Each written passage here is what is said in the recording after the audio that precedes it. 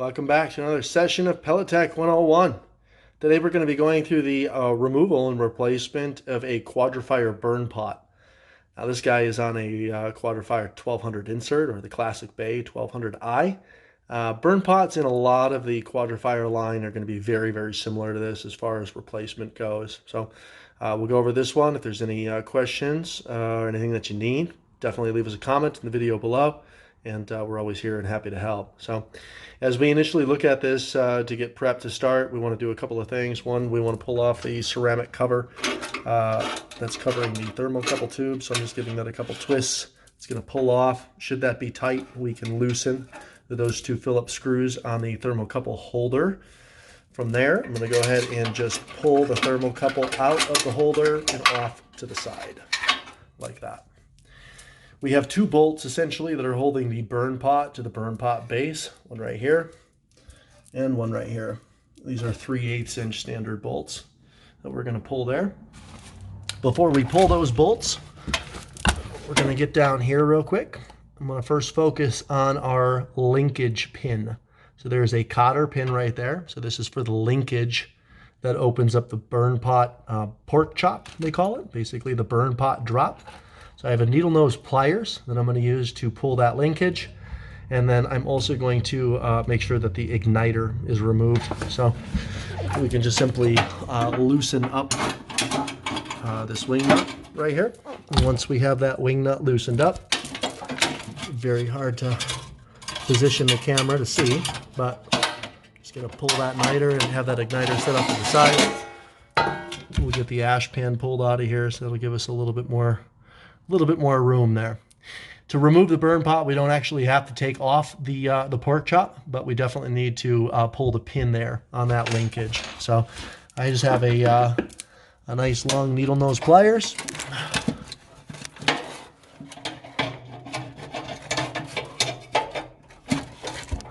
And very hard to do that and hold the camera steady, but you can see it kind of got it on there. And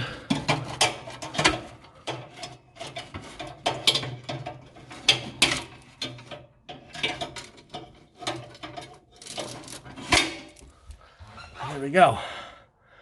There's our little cotter pin right here that holds that linkage in place. So once we have that pulled off, let me just get back down here again.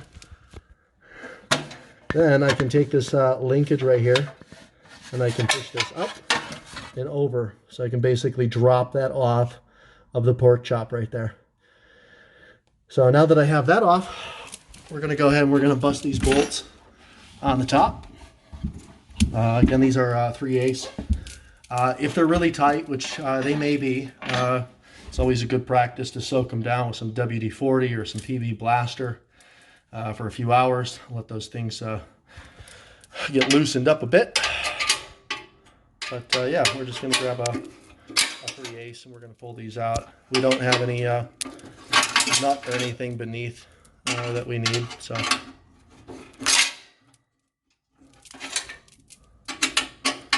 Anyway, very hard holding the camera while I'm trying to do this, but I want to be able to give you the best view that I can as we pull these bolts out and show you the replacement of the Burnpot, also known as the Firepot or the burn grate.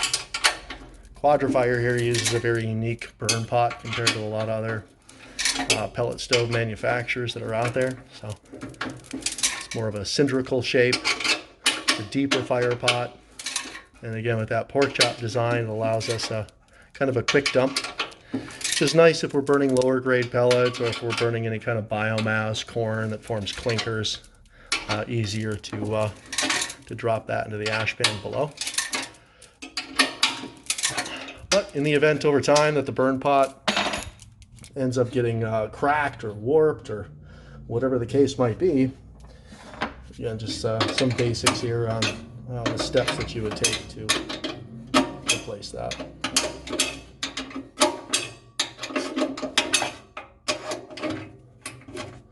There we go. We got that guy out. We got one more to go over here.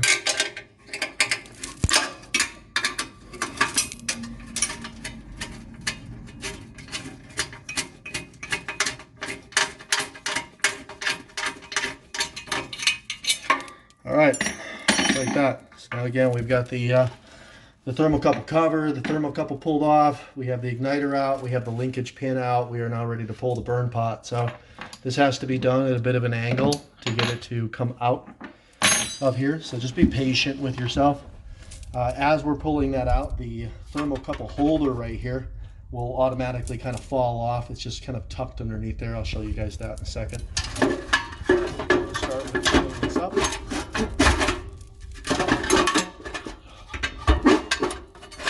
So I'm kind of tilting up the back, as you see here first, like this.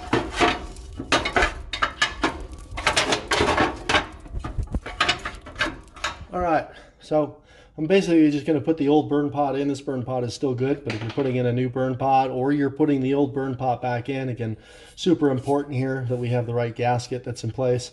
You'll see a small little notch out right here, which is where the thermocouple holder is placed. And you'll also see that same notch out right here on the gasket. So this is the new replacement gasket. This is a fireproof lyotherm material. It is fragile, so we want to be extra careful when handling this gasket.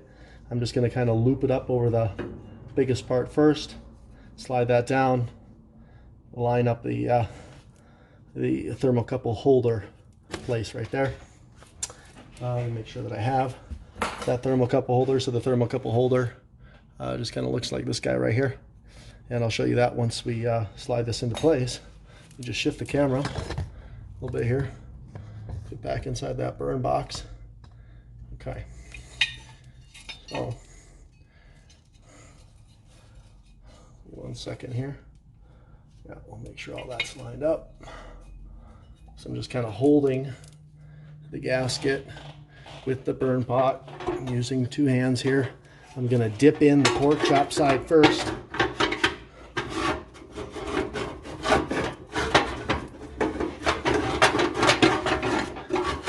And again, be patient with yourself while you go through that process. I'm going to make sure that the thermocouple holder is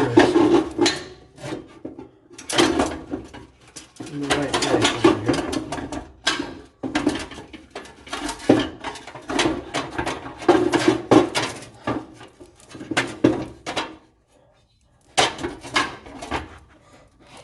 Just give a quick inspection from the bottom. There we go. And make sure that that's seated down properly. And I just lost all my lights. So 1 second. There we go. That's a little bit better. All right. So once again, I'm going to get this gasket here lined up a little bit better. So I think it'll actually be easier if I hold that from the bottom. And good. Okay, so I got that bolt hole lined up and that one there. So the small holder right here, so we just have a piece that tucks underneath. So essentially I am just lifting up that corner of the burn pot right there, and that tucks right over the top. The weight of the burn pot is actually what's holding that into place. So next thing that I'm going to do here is I'm going to pop back in the 2 bolts so we can get that fire pot secured down. So I'll hand thread them as much as possible, and then we'll crank them down with the 3/8. There's one.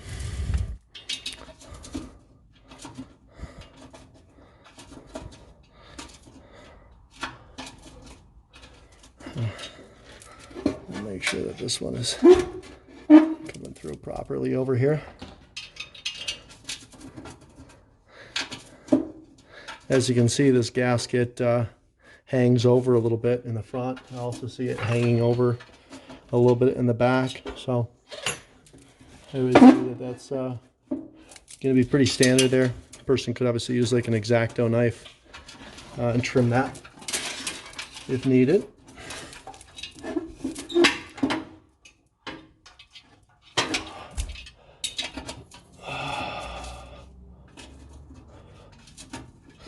Not quite finding the hole for that yet.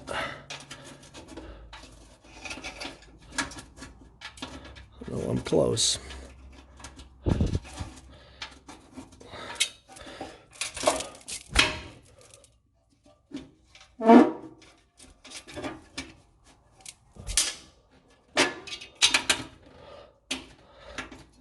There we go.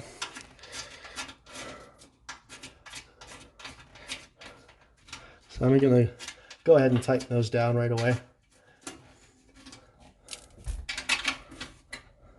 You don't need to crank them super hard, but definitely want them nice and snug. Just like that.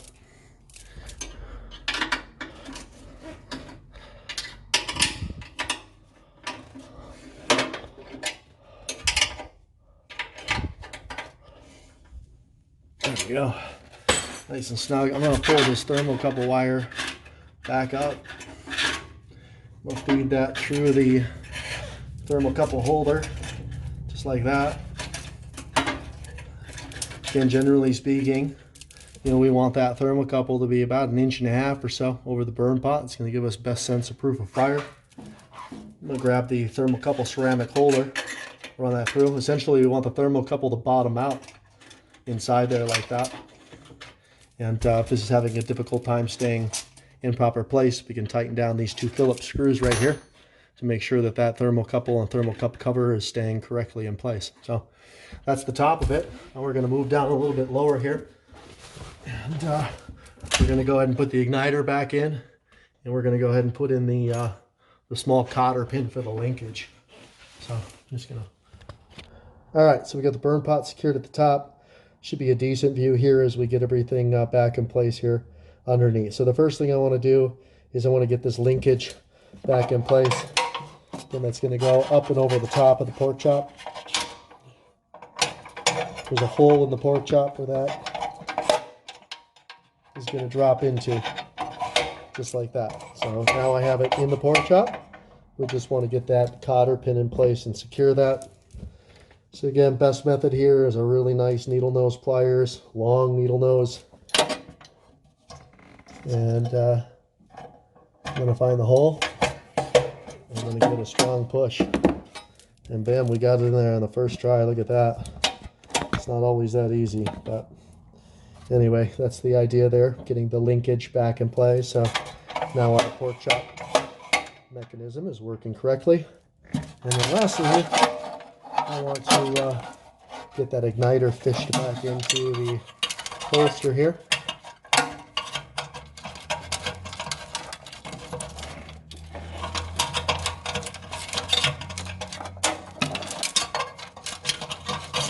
There we go. So here's just a little wing nut here. Let me bring focus on that. There we go. So yeah, just a little wing nut. There we go. That's a good focus. So you'll feel when that stops. And then we can just go ahead and tighten that down.